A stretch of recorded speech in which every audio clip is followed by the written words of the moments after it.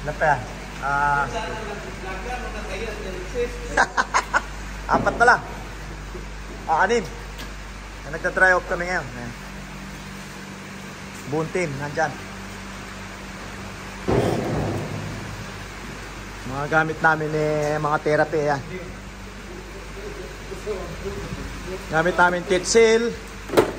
Tsaka Cefasafe.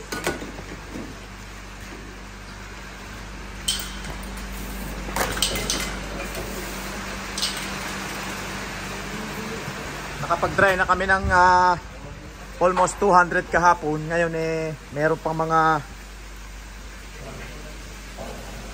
almost 100 cows na i-dry na namin ngayon. Ayan.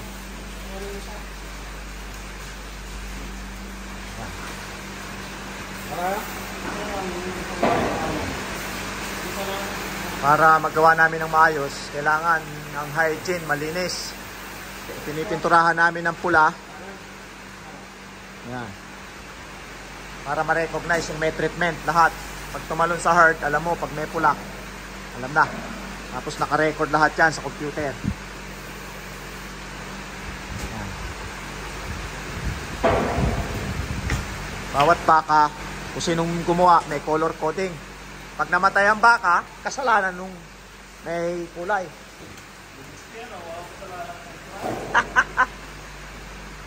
Malunod, kasalanan ng nag-try.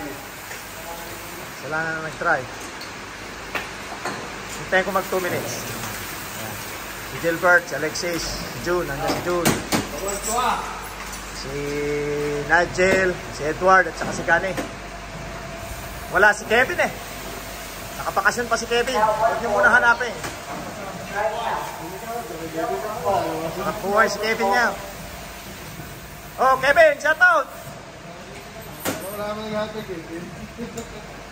Naantay ka ni Alexis bago daw umalis. Tapos na ma-share kayo ng plano mukhang excited na bumalik ka.